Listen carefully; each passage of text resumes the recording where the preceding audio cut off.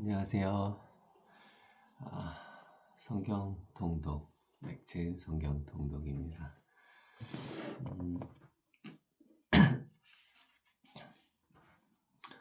오늘은 11월 14일 말씀을 함께 보겠습니다. 잠시 기도하겠습니다. 좋으신 아버지 하나님, 어찌 그래도 우리에게 베풀길 좋아하시는지요. 우리가 무엇이라고 그렇게 다 주시고 우리를 사랑하시고 오랫동안 기다려주시는지 잘 모르겠습니다.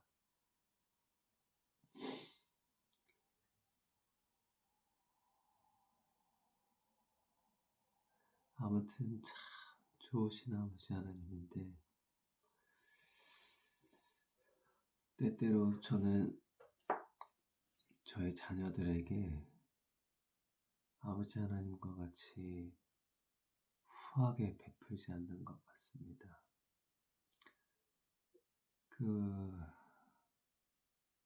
용서하기를 기뻐하시고 용서하기를 즐겨하시는 하나님이신데, 하나님 아버지신데, 저는 자녀들에게 용서하기를 기뻐하는 아버지가 아니었던 것 같습니다. 제가 그것을 깨닫고 자녀들에게 용서하는 아버지가 되기를 원합니다. 용서하기를 즐겨하는 아버지가 되게 하옵소서. 예수님의 이름으로 기도합니다. 아멘.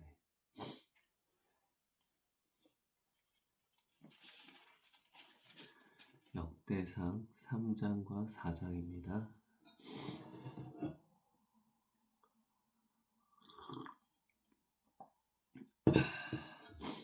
다윗 왕의 아들과 딸 이야기네요.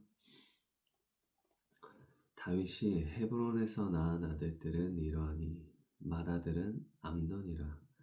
이스라엘 여인 아히노암의 소생이요, 둘째는 다니엘이라. 갈멜 여인 아비가일의 소생이요, 셋째는 압살롬이라. 그술 왕 달메의 딸 마아가의 아들이요, 넷째는 아도니아라.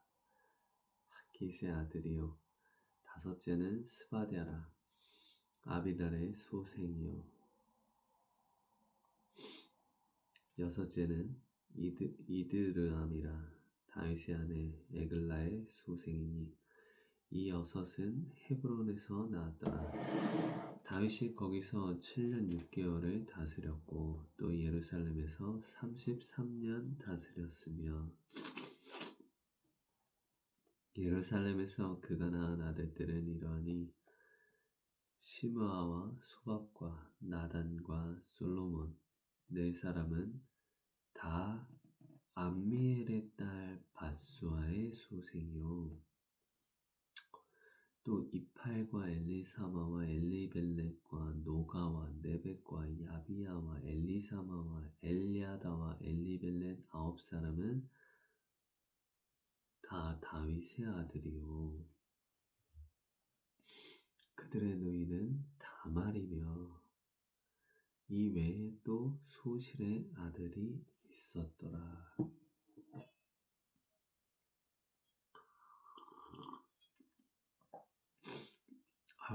다이도 참 많이 나왔네요. 솔로몬 왕의 자손. 솔로몬의 아들은 르호보암이요, 그의 아들은 아비야요, 그의 아들은 아사요, 그의 아들은 여호사밧이요, 그의 아들은 요람이요, 그의 아들은 아하시아요, 그의 아들은 요아스요, 그의 아들은 아마샤요, 그의 아들은 아사랴요, 그의 아들은 요담이요, 그의 아들은 아하스요, 그의 아들은 히스기야요, 그의 아들은 므낫세요, 그의 아들은 아몬이요, 그의 아들은 요시야이며, 요시야의 아들들은 맏아들 요하난과 둘째 여호야김과 셋째 시드기야와 넷째 살루미요.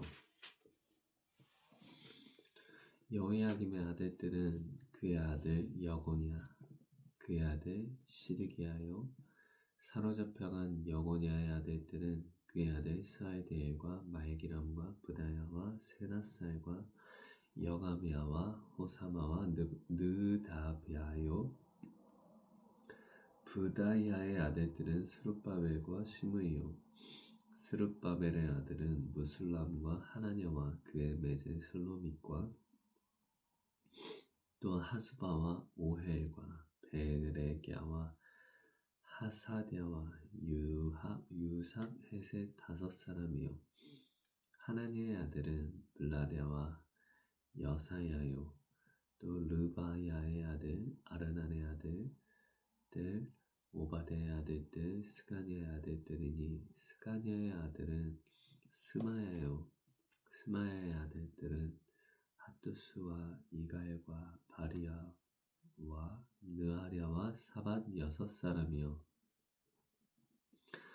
느아랴의 아들은 에류에네와 히스기야와 아스리감 3사람이요. 에류에네의 아들들은 호다위야와 엘리아십과 블라야와 아곱과 요하난과 들라야와 아나니 7사람이더라.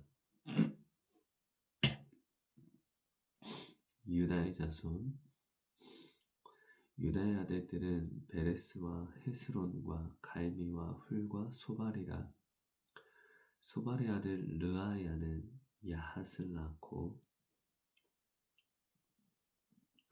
야핫은 아후메와 라핫을 낳았으니 이는 소라 사람의 종족이며 에담 조상의 자손들은 이스라엘과 이스마와 이빠스와 그들의 매제 하술레보니와 그들의 아버지 부누엘과 후사의 아버지 에셀이니 이는 다 베들레헴의 아버지 에브라다의 맏아들 훌의 소생이며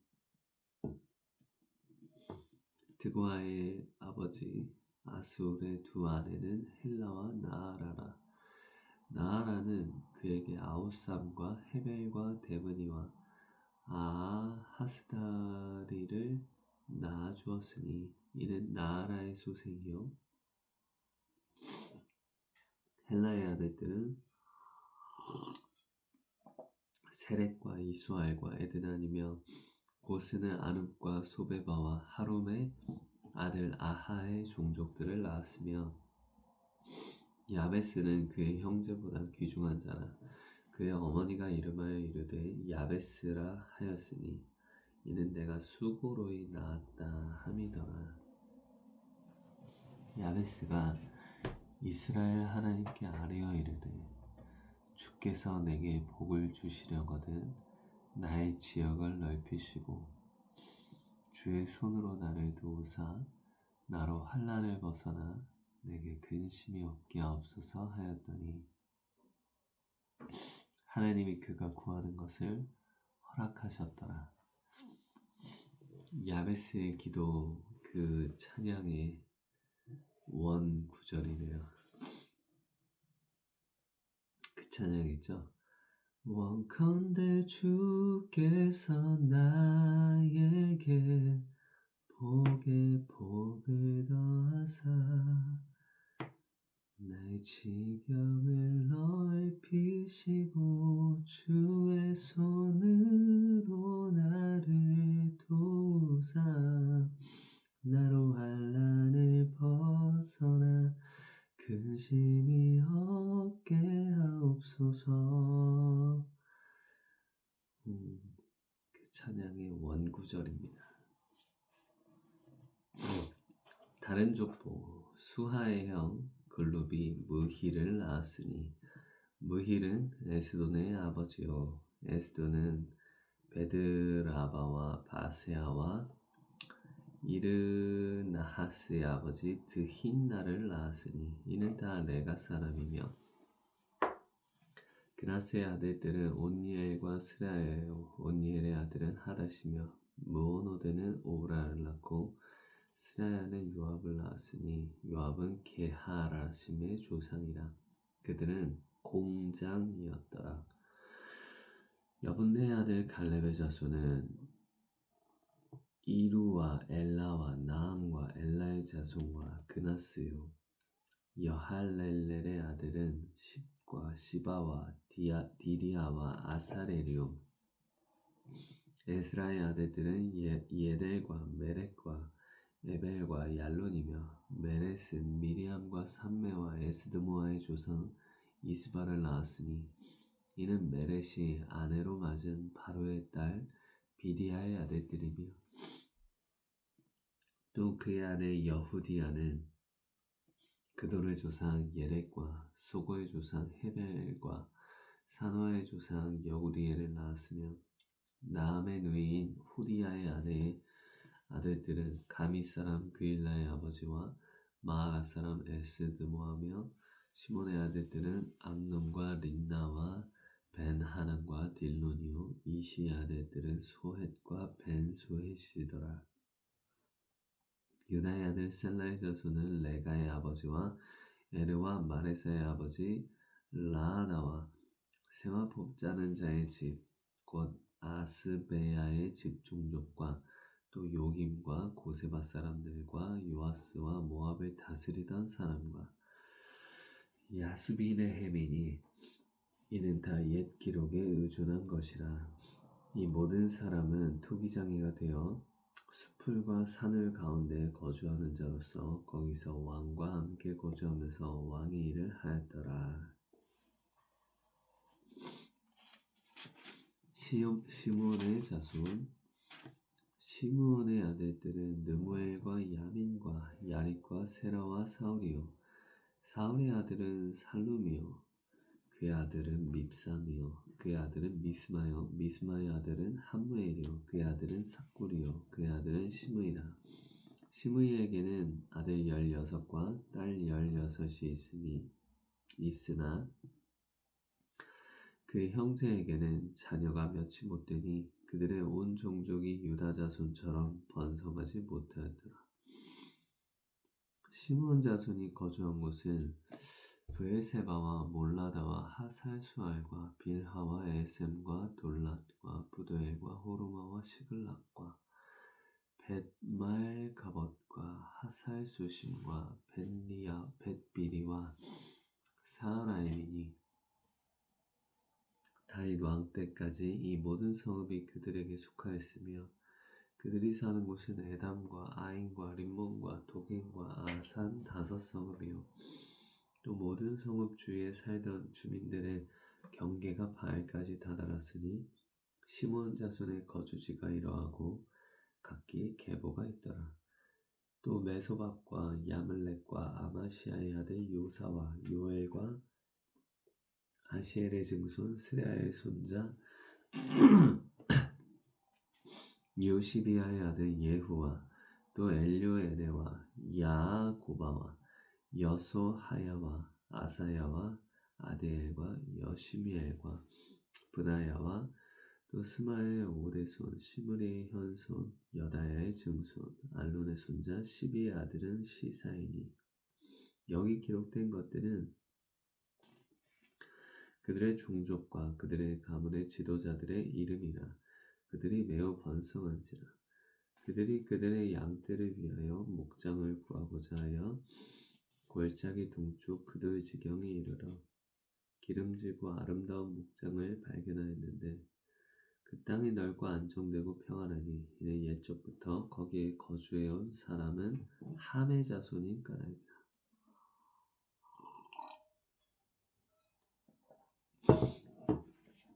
이 명단에 기록된 사람들이 유다 왕 히스기야 때에 가서 그들의 장막을 쳐서 무찌르고 거기에 있는 모님 사람을 쳐서 진멸하고 대신하여 오늘까지 거기에 살고 있으니 이는 그들의 양떼를 먹일 목장이 거기에 있음이며 또 시므온 자손 중에 500명이 이시 아들 블라데아와 르하랴와 르바야와 우시엘을 두목으로 삼고 세이산으로 가서 피신하여 살아남은 아말렉 사람을 치고 오늘까지 거기에 거주하고 있더라. 아멘. 아,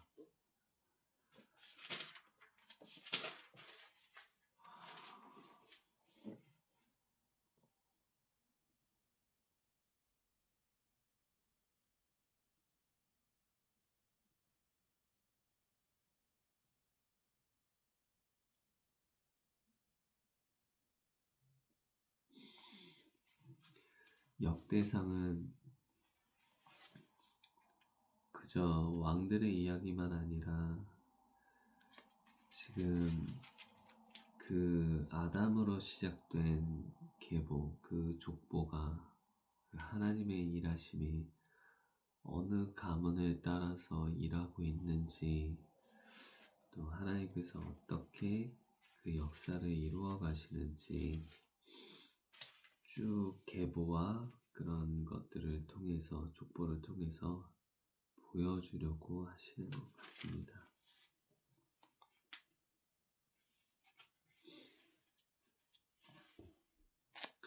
근데 사실 그렇죠. 이게 지금 계속해서 그 이스라엘 12지파가 나오는데, 유다의 자손이 항상 이게 뭐 가장 먼저 나왔다는 것은 이유가 있겠죠.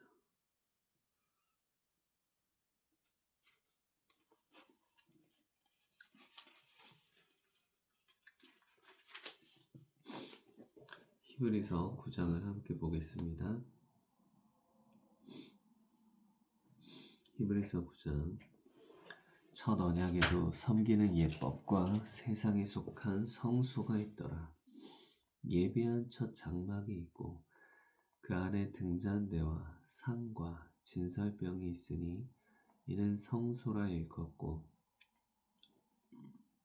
또 둘째 휘장 뒤에 있는 장막을 지성소라 일컫느니 금향로와 사면을 금으로 싼 언약궤가 있고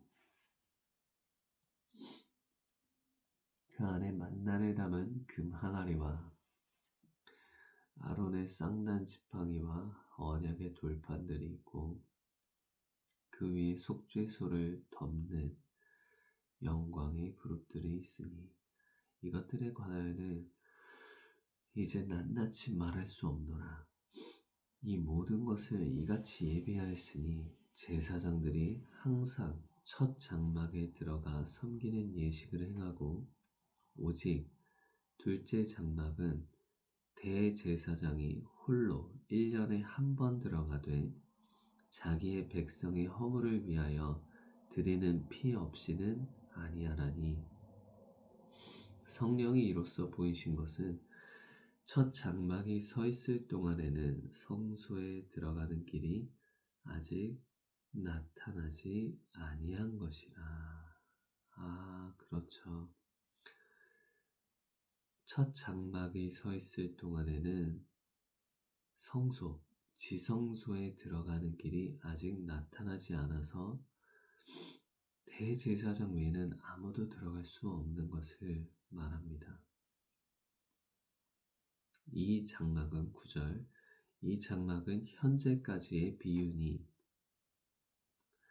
이에 따라 드리는 예물과 제사는 섬기는 자를 그 양심상 온전하게 할 수 없나니, 이런 것은 먹고 마시는 것과 여러 가지 씻는 것과 함께 육체의 예법일 뿐이며 개혁할 때까지 맡겨둔 것이니라. 그리스도께서는 장래 좋은 일에 대제사장으로 오사 손으로 짓지 아니한 것, 곧 이 창조에 속하지 아니한 더 크고 온전한 장막으로 말미암아 염소와 송아지의 피로 하지 아니하고 오직 자기의 피로 영원한 속죄를 이루사 단번에 성소에 들어가셨느니라. 염소와 황소의 피와 및 암송아지의 죄를 부정한 자에게 뿌려 그 육체를 정결하게 하여 거룩하게 하거든. 하물며 영원하신 성령으로 말미암아 흠 없는 자기를 하나님께 드린 그리스도의 피가 어찌 너희 양심을 죽은 행실에서 깨끗하게 하고 살아계신 하나님을 섬기게 하지 못하겠느냐. 이로 말미암아 그는 새 언약의 중보자시니 이는 첫 언약 때의 범한 죄에서 속량하려고 죽으사 부르심을 입은 자로 하여금 영원한 기업의 약속을 얻게 하려 하심이라.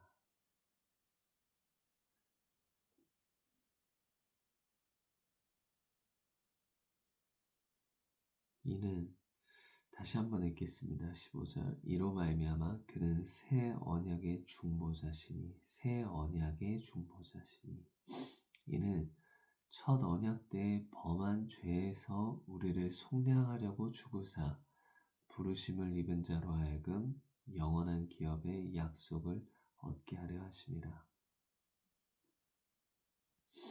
유언은 유언한 자가 죽어야 되나니 유언은 그 사람이 죽은 후에야 유효한즉 유언한 자가 살아있는 동안에는 효력이 없느니라.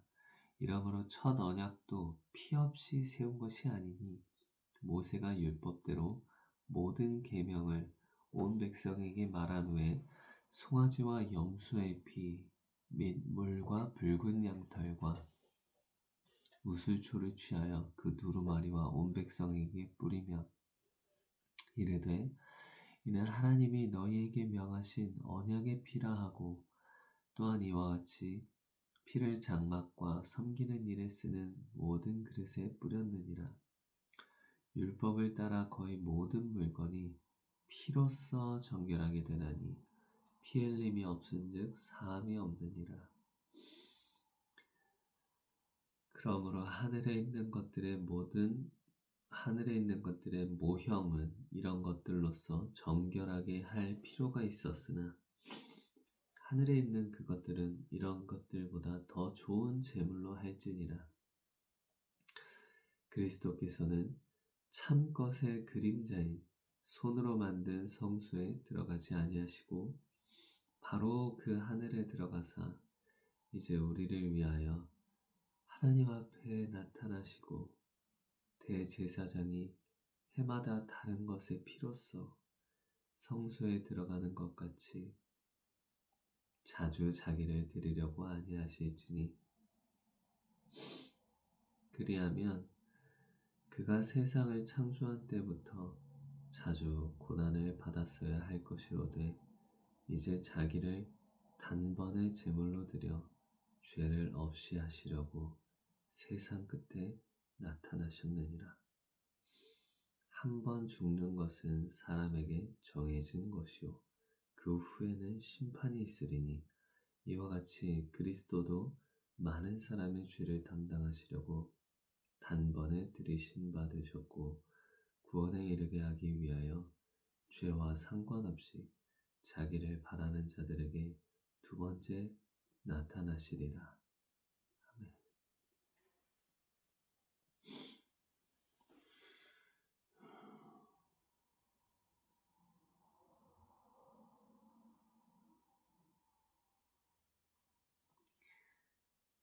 예수님께서 사복음서를 통해서 기록된 건 예수님께서 비유로만 설명하셨다고 합니다. 비유로만 설명하셨습니다. 왜냐면 땅에 있는 것이 아니라 하늘에 속한 것에 대해서 말할 땐 그냥 말하면 이해가 안 되니까 땅에 속한 것을 통해서 비유로 말씀하신 겁니다. 그래서 비유가 아니면 말하지 아니하였고 그 유대인 랍비 요한복음 4장에서 예수님을 찾아온 니고데모에게도 내가 땅의 일을 이렇게 말해도 네가 믿지 못하는데 하물며 하늘의 일을 말할까 보냐라고 하셨는데, 지금 이 히브리서 9장도 동일한 방식입니다. 하나님은 우리에게 아주 옛날부터 하늘에 속한 하늘의 모형, 하늘의 진짜 성소, 그리고 하늘의 진짜 대제사장, 그런 모형을 따라서 이 땅 가운데 그 그림자 같이 마치 그 모형을 따라 예배 형식과 방식과 어떻게 속죄 받는지, 그 이 땅에서의 사람들이 이 땅에서 이해할 수 있도록 만드셨습니다. 왜냐하면 이것이 비유가 돼서 나중에 하늘의 참 성소의 대제사장이신 예수님께서 자기의 피를 가지고 하나님 앞에 나아가서 우리의 영원한 속죄를 위해서 그 피를 쏟을 줄 우리가 비유가 아니면 이해하지 못하기 때문입니다. 그 하늘에 속한 것을 이해할 수 없기 때문입니다. 그 간격이 너무 크죠. 하늘에 속한 것이 무엇이냐?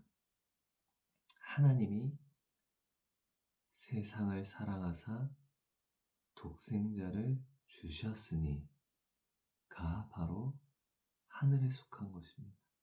하늘에 속한 개념입니다. 왜냐하면 이 땅에 속한 개념은 사람이 신에게 뭔가 예배를 드리고, 사람이 신에게 무엇을 드리고, 사람이 신을 섬기고, 이런 건데, 하늘에 속한 개념은 높은 자가 낮은 자를 섬기고, 지극히 높으신 하나님이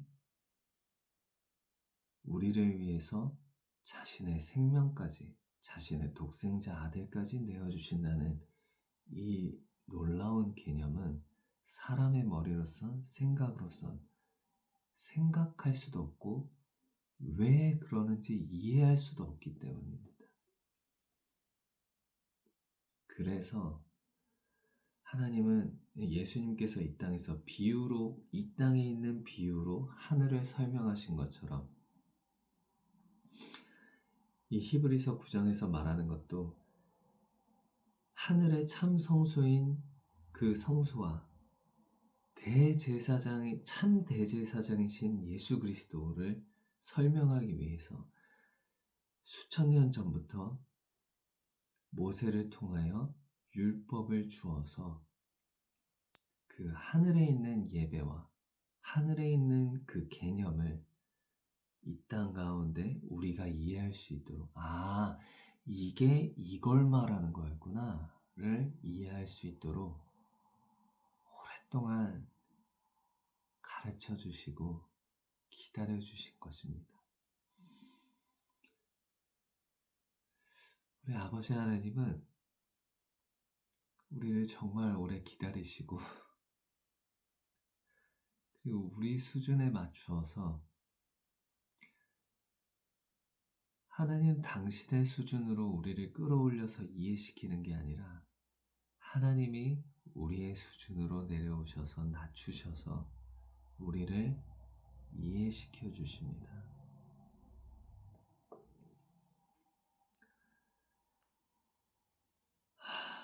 이러신 하나님이 어디 있을까요? 이런 하나님이 어디 있을까요? 우리의 아버지 하나님과 같은 분이 대체 어디 있을까요?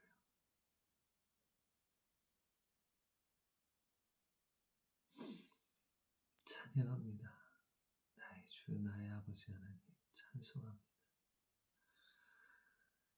아모스 3장 함께 읽겠습니다.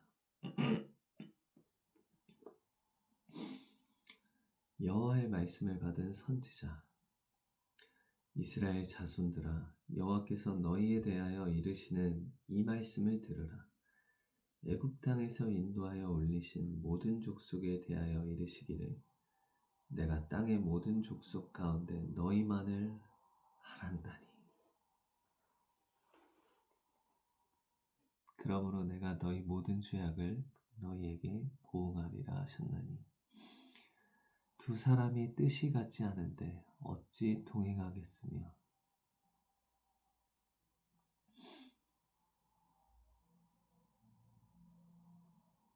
사자가 움킨 것이 없는데 어찌 수풀에서 부르짖겠으며, 젊은 사자가 잡은 것이 없는데 어찌 굴에서 소리를 내겠느냐. 덫을 땅에 놓지 않았는데 새가 어찌 거기 치이겠으며, 잡힌 것이 없는데 덫이 어찌 땅에서 튀겠느냐. 성읍에서 나팔이 울리는데 백성이 어찌 두려워하지 아니하겠으며, 여호와의 행하심이 없는데 재앙이 어찌 성읍에 임하겠느냐. 주 여호와께서는 자기의 비밀을 그종 선지자들에게 보이지 아니하시고는 결코 행하심이 없으시리라. 사자가 부르짖은즉 누가 두려워하지 아니하겠느냐. 주 여호와께서 말씀하신즉 누가 예언하지 아니하겠느냐. 사마리아에 내리신 벌, 아스돗의 궁궐들과 애굽 땅의 궁궐들에 선포하여 이르기를, 너희는 사마리아 산들에 모여 그 성 중에서 얼마나 큰 요란함과 학대함이 있나 보라 하라. 자기 궁궐에서 포악과 겁탈을 쌓는 자들이 바른 일을 행할 줄을 모르느니라. 여호와의 말씀이니라. 그러므로 주 여호와께서 이와 같이 말씀하시되, 이 땅 사면에 대적이 있어 내 힘을 쇠하게 하며 내 궁궐을 약탈하리라. 여호와께서 이와 같이 말씀하시되, 목자가 사자 입에서 양의 두 다리나 귀 조각을 건져냄과 같이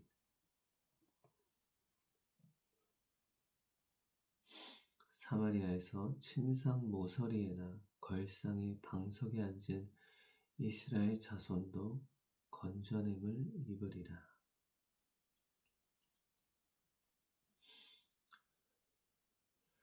주 여호와 만군의 하나님의 말씀이니라. 너희는 듣고 야곱의 족속에게 증언하라.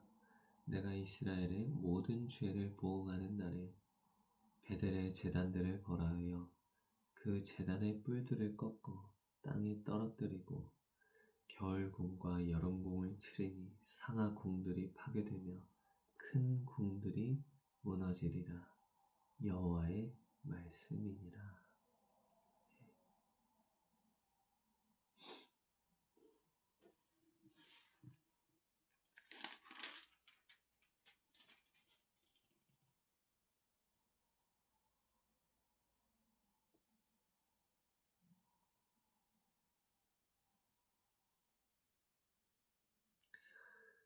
아모스 3장에 하나님께서 여호와께서 우리에게 하시는 말씀 중에, 내가 땅의 모든 족속 가운데 너희만을 알았나니 라고 하십니다. 이스라엘은 하나님의 놀라운 사랑을 받은 것 같아요. 땅의 모든 족속 가운데 이스라엘만 알았다고 합니다. 이스라엘만 바라봤다고 합니다. 모든 족속 가운데 이스라엘만 바라봤다.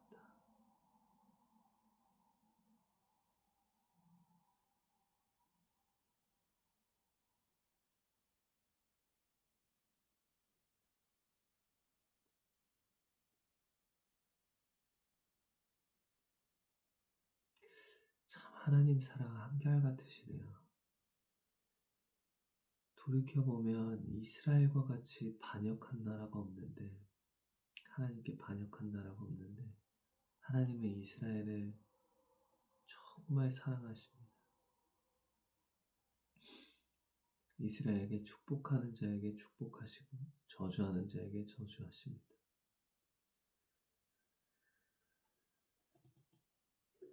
하나님의 이 한결같으시고 이 변함없는 사랑, 이 끝없는 반역 가운데서도 그들을 지금까지 인도하시고 또 이방인들로 인하여 질투가 나서 다시 회개하여 돌이키게 하시는 그 하나님을 보게 됩니다. 우리도 이제 영적인 이스라엘 자손이요, 또 믿음으로 아브라함의 믿음을 뒤따라 믿음으로 의인이 되는 그 반열로 그 뒤를 따라 신앙생활을 하고 있는데, 보세요. 하나님이 바벨론의 느부갓네살 왕에게도 말씀하시면 이런 여러 가지 일들을 이루시면 막 바벨론 느부갓네살 왕도 막 하나님을 찬양하고 하나님 앞에 예배하고, 또 다리오 왕도 다니엘을 그토록 사랑하고 네가 조밀토록 그 섬기는 하나님이 너를 지켜주시리라, 사자굴에 들어갈 때도 그렇게 말하고, 이스라엘의 수많은 선지자들이 이스라엘과 유다에게 너희는 이렇게 하면 망한다, 하나님이 너희를 심판하실 거다 하는데도 회개하지 않고 결국 바벨론과 아수르로 끌려갈 때 니느웨의 요나라는 한 선지자만 딱 보내져서, 그것도 딱 일주일인지 3일인지 그 성을 다 돌면서 이 성읍이 멸망할 거라는 말만 했을 뿐인데, 니느웨의 왕으로부터 그 밑에 모든 백성들까지 단번에 다 같이 회개해서 그 심판에서 돌이키는 그런 일들을 보며, 또 그 가운데서 화내는 요나와 그런 것들을 보면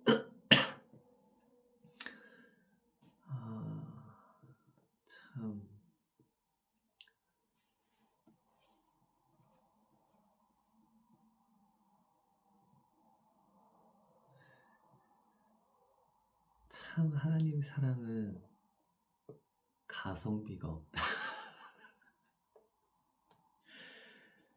참 하나님의 사랑은 효율적이지가 않다.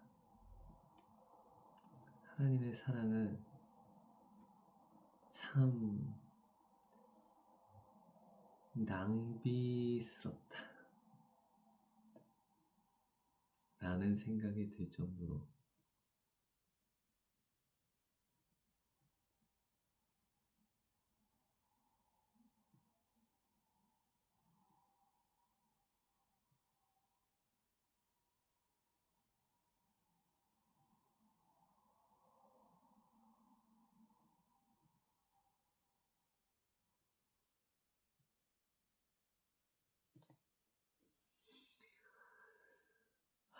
그런 하나님의 자녀, 그런 하나님의 백성인 것이 너무나도 감사합니다.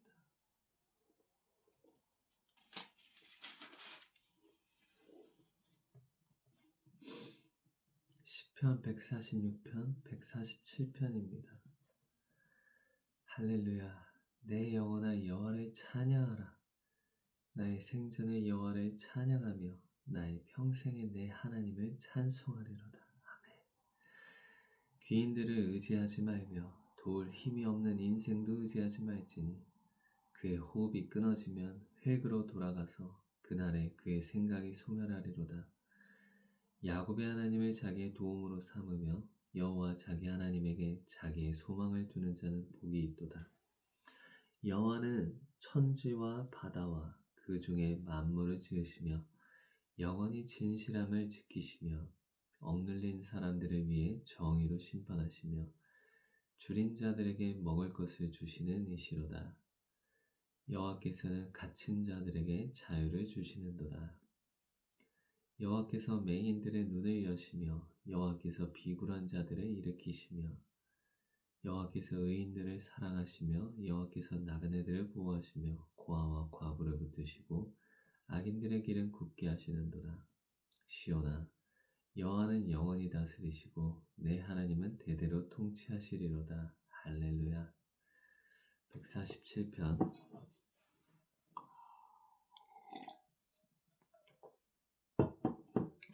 할렐루야. 우리 하나님을 찬양하는 일이 선하며 찬송하는 일이 아름답고 마땅하도다. 여호와께서 예루살렘을 세우시며 이스라엘의 흩어진 자들을 모으시며 상심한 자들을 고치시며 그들의 상처를 싸매시는도다. 그가 별들의 수요를 세시고 그것들을 다 이름대로 부르시는도다. 우리 주는 위대하시며 능력이 많으시며 그의 지혜가 무궁하시도다.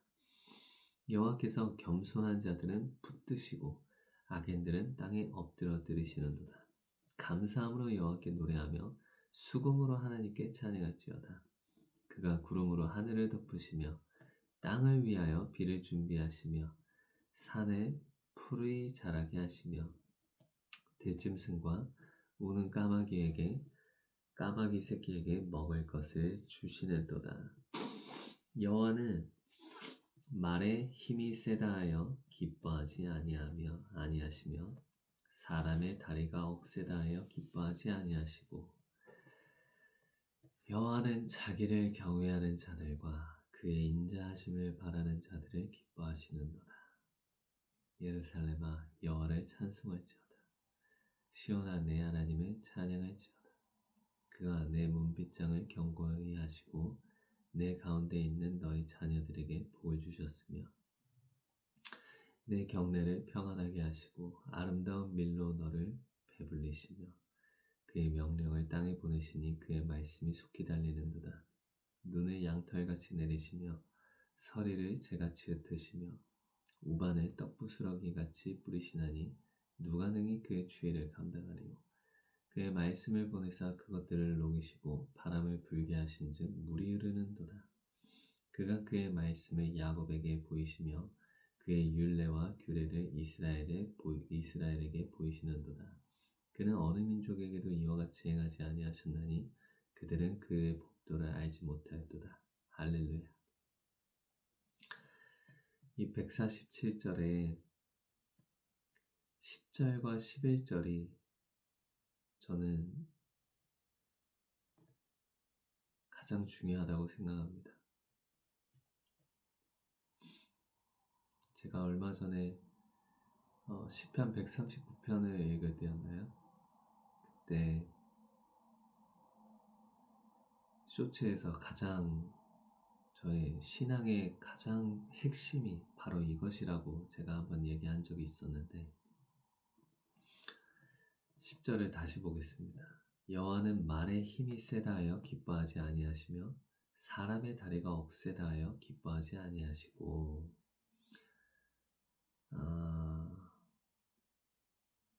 힘이 세고 사람의 다리가 억세다 하여 기뻐하지 아니하시고 뭔가 사람의 다리가 억세다는 것은 우리의 의지, 힘과 어떤 노력, 우리의 능력, 우리가 우리를 경성하고 다스리는 것, 그것을 기뻐하지 아니하시고 여호와는 자기를 경외하는 자들과 그의 인자하심을 바라는 자들을 기뻐하신다고 합니다. 그러니까 시편 139편의 다윗이 여호와여, 내가 감당하지 못할 큰 일을 하려고 하지 아니하고 오직 젖된 아이가 자기의 어미를 바라보듯 그리고 여종이 그 여주인의 은혜의 손길을 간절히 바라듯.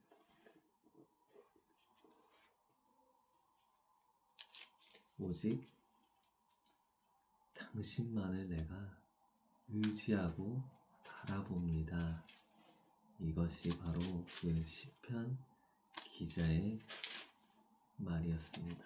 그것과 같이 지금 이것도 마찬가지입니다. 147편도 우리는 우리의 힘을 믿고 우리의 노력과 우리의 어떤 의지와 이런 것을 믿는 것이 아닙니다. 우리는 아무것도 할 수 없음을 믿고 사도 바울이 로마서 7장에 말한 것과 같이 내 안에 내가 선을 행하고자 하지만 내 안에 선을 행할 수 있는 능력이 없다. 오직 내 안에 있는 죄가 나를 사로잡음을 내가 본다. 내가 속으로는 하나님의 말씀과 하나님의 뜻을 기뻐하지만 겉사람으로는 내 속사람으로는 그걸 원하는데 내 겉사람은 그걸 좋아하지 않는다. 내 육체는 그걸 반역한다. 이 말입니다. 오라 나는 곤고한 자로다. 이 사망의 몸에서 누가 나를 건져내랴. 나를 건져주신 예수 그리스도를 찬양할지라. 그 말과 이게 계속 의미가 상통하는 겁니다. 그러므로 우리가 뭔가 잘못할 때 자꾸 자기 자신을 정죄하고 막 더 자기를 잘하게 하려고 노력하고 채찍질하고 자기 자신을 괴롭게 합니다. 근데 그럴 게 아니라 그럴 때마다 나 같은 죄인을 구원하신 예수님을 바라보는 길이 살 길입니다. 저도 잘 못하지만 저도 잘 안 될 때가 너무나도 많지만 이것이 말씀이고 이것이 말씀이 말하는 참 진리입니다. 그러므로 수고하고 짐진 모든 자들아 내게로 나오라 내가 너희를 쉬게 하리라. 이 말씀과 같이 우리의 무거운 죄짐을 예수님 앞에 내려놓으시기를 축복합니다. 아버지 하나님, 이렇게 말씀을 읽었지만 이 말씀이 우리의 생각과 여러 가지 일들 가운데서 분주한 가운데서 쉽사리 흩어지고 사라지고 맙니다. 이 말씀들이 우리 안에 생각에 새겨지게 하시고 우리 마음과 생각에 새겨지는 은혜가 있게 하옵소서. 때때마다 필요할 때마다 이 말씀들이 떠오르는 은혜가 있기를 예수님의 이름으로 기도합니다. 아버지 하나님 또한 원하는 것은 이 말씀을 계속 묵상할 수 있도록 우리에게 은혜를 베풀어 주옵소서. 또한 우리가 그렇게 할 수 있도록 하나님 인도하여 주옵소서. 예수님의 이름으로 기도합니다. 아멘. 축복합니다.